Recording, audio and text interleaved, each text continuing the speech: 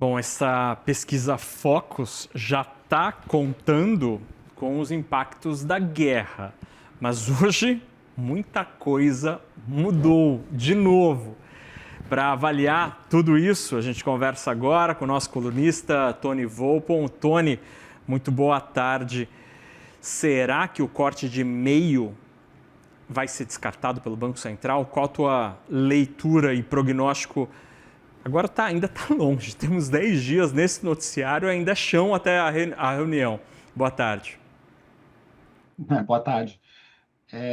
Eu, particularmente, ainda estou no campo de um corte de 50, até porque eu sempre tive a expectativa que essa guerra seria relativamente curta, né? Não seria semanas e meses, mas sim encerrada quando Israel, especialmente, teria degradado, né, o complexo industrial militar iraniano, que eu acho que, na verdade, é a verdadeira meta, desse conflito, e isso não demora meses, né? Alguma coisa que acontece facilmente em algumas semanas.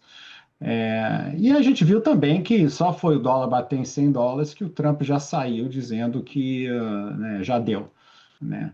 E que esse conflito deve acabar em breve, né? Que foi essa volta que a gente viu no mercado. Então eu não sei também, difícil dizer essa pequena alta que teve, né, na expectativa da Selic, quanto disso está sendo contaminado por esses fatores de curto prazo que podem muito bem reverter nos próximos 10 dias, pelo menos isso é a minha expectativa atual.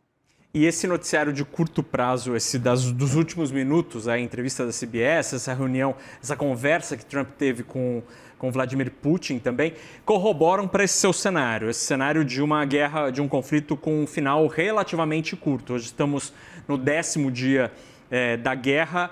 Em tese, a gente estaria caminhando para esse fim, inclusive o presidente Donald Trump indicando que poderíamos ter o fim em breve desta guerra. É exatamente isso. Eu acho que a lógica subjacente, né, sempre tem a dificuldade de você saber ler o que está sendo dito, porque, na verdade, o que está sendo dito pode muito bem ser simplesmente uma estratégia de comunicação para o inimigo, né? Então, você, por exemplo, Trump chegou a colocar nesse fim de semana a ideia de mandar tropas, né? Boots on the ground, né? Para o Irã. Então parece uma coisa que pode ser bastante assustadora, mas quando você pensa um pouquinho, você fala, bom, qual é a verdadeira probabilidade disso acontecer dado o quadro político atual nos Estados Unidos? É muito, muito pequeno, né? Você não pode totalmente descartar, mas eu acho que a probabilidade de você ver boots on the ground nos Estados, né, boots americanos no Irã é extremamente pequeno, né?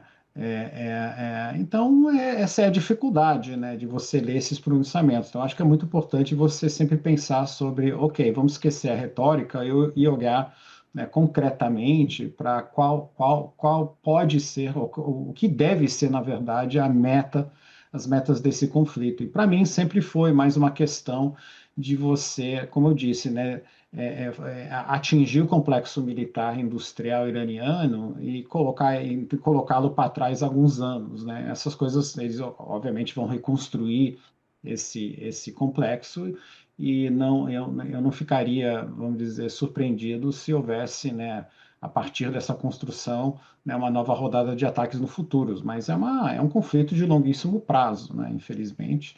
Então, mas assim, né, concretamente, eu ainda acho que deve ser encerrado em breve. Tony, eu queria te ouvir sobre a suscetibilidade do Banco Central a reagir ao noticiário de curto prazo.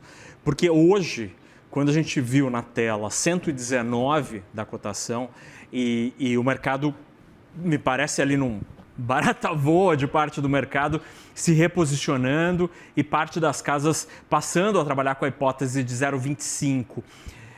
Com a experiência de quem já sentou numa cadeira de diretor do Banco Central, quão suscetível é o Banco Central a esse tipo de noticiário de muito curto prazo, especialmente pensando que a gente está a 10 dias da decisão do Copom? Olha, depende muito da posição de risco que o banco está enfrentando, né? Se o banco estiver em uma posição mais delicada, esse tipo de notícia negativa pode de fato impactar, né, a eventual decisão. Se o banco está mais ou menos confortável com aquilo que ele deve decidir, né, se ele já basicamente, né, se os membros do cupom já basicamente sabem e tem confiança naquele rumo dado, a tendência é você ignorar esse tipo de notícia, até porque todo mundo sabe, né, tem muito ruído nessas coisas e elas podem voltar rapidamente, como a gente acabou como a gente acabou vendo hoje. Então, acho que depende um pouquinho, né, de novo, desse enquadramento de qual é o cenário. No cenário atual, né, eu acho que ainda tem um debate concreto sobre se deve ser 0,25 ou 0,50, dado o fato, né, que a gente teve um IPCA 15 relativamente salgado, né? Acho que o Banco Central não deve ter gostado desse número, dado o fato que a gente teve algumas falas de alguns diretores do Banco Central que pareciam mais conservador, mais hawkish, né, na linguagem do mercado. Então, acho que hoje tem sim um debate se vai ser 0,25 ou 0,50, que acaba impactando o número do final do ano, né? Porque o número do final do ano é um número de chegada dado que você acredita que vai acontecer a cada reunião. Então, acho que o Banco Central vai ter a oportunidade, na sua decisão de março, de realmente, né, dar essa sinalização pelo tamanho da decisão, né, de qual vai ser esse número, provável número de chegada no final do ano, e se ele entende todos os fatores, né, que influenciam essa decisão, e não somente esses fatores mais voláteis, né, se isso corrobora, né, o início de um processo de queda da Selic mais lento, né, um pouquinho mais pausado ou um pouquinho mais acelerado, né, que é exatamente a diferença entre você fazer 0,25 ou 0,5. E, então, diante dessa tua leitura, Tony, fica muito claro que, no caso do Banco Central brasileiro, há gordura para ser cortada, apesar das incertezas que a gente tem no cenário, então talvez haja um ajustezinho ali fino no ritmo, no pace dessa história. E sobre o Federal Reserve, em que pé está? Existe gordura, eventualmente, para ser cortada na taxa de juro americana ou tamanha incerteza reforça o tom de que a estabilidade pode ser alongada diante do que se vê até agora?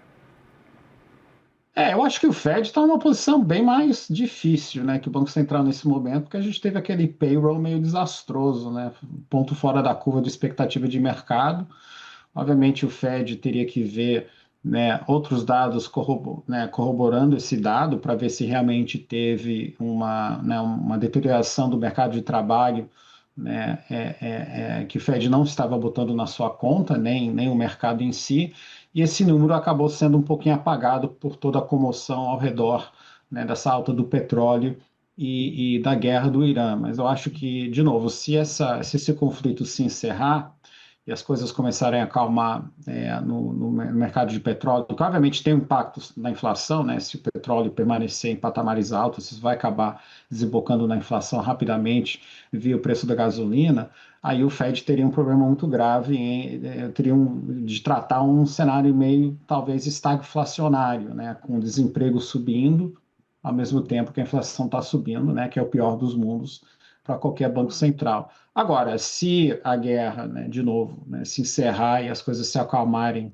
no mercado de petróleo, aí o Fed pode voltar e começar realmente a avaliar, né, se o que aconteceu com o payroll é um sinal concreto que mudou alguma coisa, ou também é ruído, né, porque a gente sabe que esses números, por várias razões, né, têm sofrido pesadas revisões, né, não são números que você pode levar ao pé da letra, como no passado, né? Tem toda uma discussão de por que isso está acontecendo, mas é bem verdade, tá? O payroll tem realmente sofrido nos últimos anos revisões, né, muito, muito grandes, então você sempre tem que ter um pouquinho de cautela de olhar aquele primeiro número divulgado e tomar muitas conclusões, mas é um sinal de alerta que talvez alguma coisa esteja acontecendo no mercado de trabalho e se de fato, né, isso for confirmado por outros números, inclusive os números de desemprego dos próximos meses, aí eu acho que a tendência é o Fed agir e voltar a cortar juros. Muito bem. Avaliação e análise de quem já sentou nesta cadeira e já decidiu como sendo um decisor de política monetária, colunista do CNN Money. Tony Volpon, Tony, obrigado pela conversa, uma ótima semana, meu caro. Obrigado, até a próxima. Tchau, tchau.